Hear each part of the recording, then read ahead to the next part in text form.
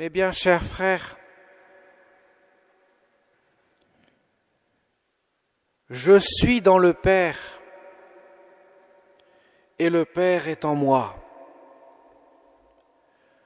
Là, nous avons une affirmation nette de la très sainte Trinité.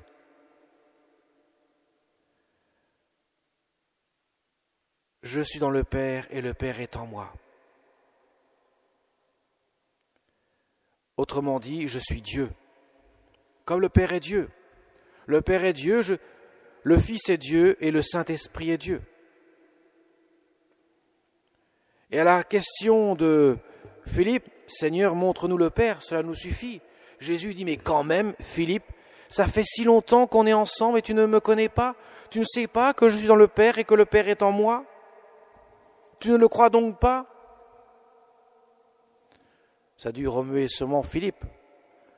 Il se demandait ce qui se passait. Qu'est-ce que le Seigneur voulait bien dire par là?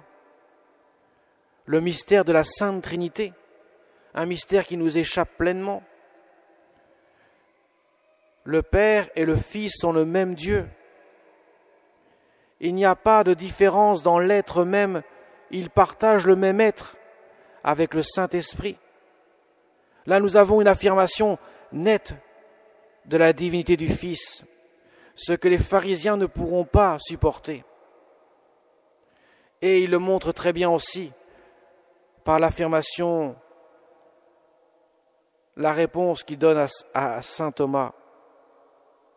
Moi, je suis le chemin, la vérité et la vie. Personne ne va vers le Père sans passer par moi. Il est l'unique chemin. Il n'y a pas d'autre médiateur par lequel nous pouvons être sauvés puisque Jésus est Dieu et homme à la fois.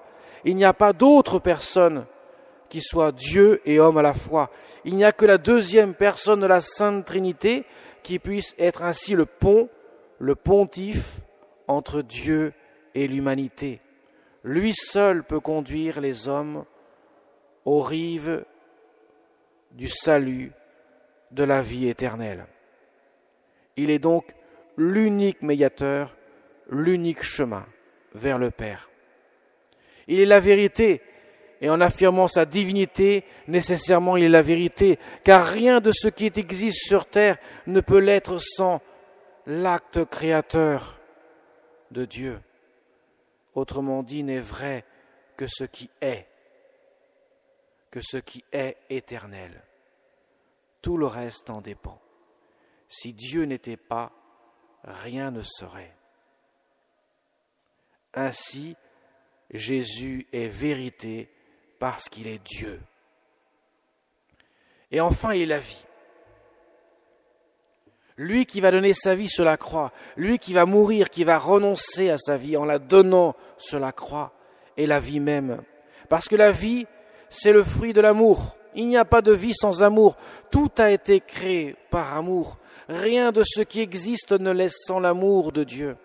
De même en Dieu, le mystère de la Sainte Trinité est un mystère d'amour. Dieu ne pourrait exister s'il n'était Trinité, car il ne pourrait être amour s'il n'était Trinité. Comment pourrait-il être impersonnel, nous qui sommes des personnes, qui pouvons entrer en relation d'amour avec d'autres personnes, si Dieu lui-même n'était pas un Dieu en trois personnes? Il est donc la vie, car la vie découle de l'amour. En lui, en Dieu, Trinité, ne cesse, pourrait-on dire, d'être la vie, parce qu'il ne cesse d'être l'amour. L'amour fait jaillir éternellement ce Dieu Trinité. Le Fils est engendré du Père, parce que le Père engendre le Fils. De même, le Saint-Esprit procède du Père et du Fils dans un éternel élan d'amour. Ainsi, le Père, le Fils et l'Esprit Saint sont le Dieu d'amour, le Dieu de vie. Nous le verrons quand nous fêterons aussi également la Sainte Trinité le dimanche qui suit la fête de la Pentecôte. Mes chers amis, Les apôtres disaient eux-mêmes, nous ne pouvons pas déserter l'annonce de la parole de Dieu. Et là, nous en avons un exemple flagrant, la parole de Dieu qui est source de vie. Si je n'entre pas en communion avec ce Dieu d'amour, tout le reste s'écroule, tout le reste n'a plus aucune importance. Les apôtres ne peuvent donc pas renoncer à annoncer la parole de Dieu. Voilà pourquoi dans les actes des apôtres, ils vont instituer les 7 diacres qui vont s'occuper du service de la table. Nous ne pouvons pas déserter la parole de Dieu. La parole de Dieu est source de vie. Elle donne la vie à nos cœurs.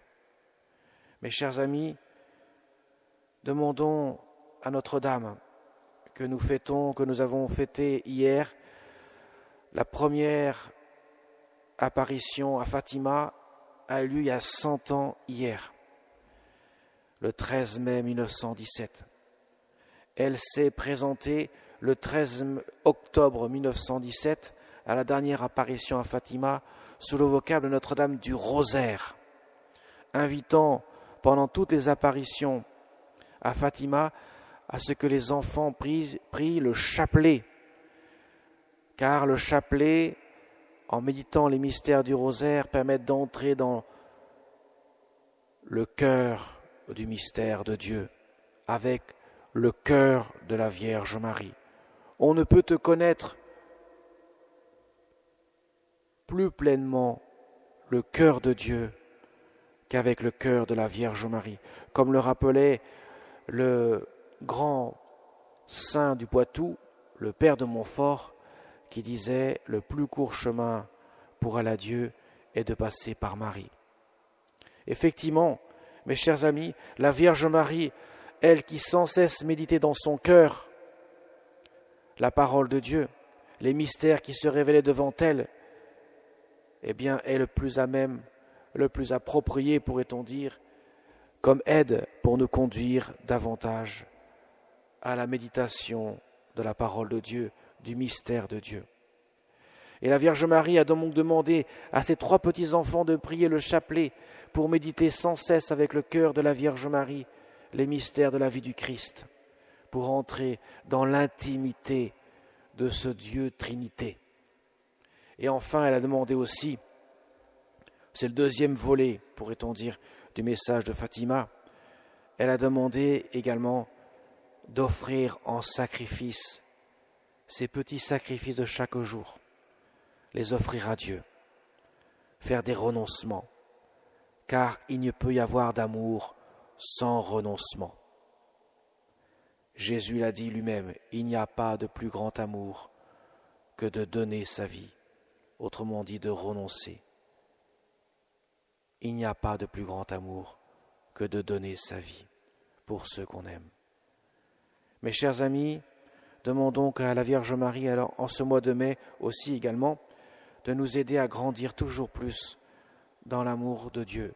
En priant le chapelet, en priant le rosaire, nous avons une aide précieuse qui nous conduit à méditer ces mystères, et notamment le mystère de la Sainte Trinité, quand Jésus révèle sur la croix « Père, entre tes mains je remets mon esprit », il nous révèle le Dieu Trinité.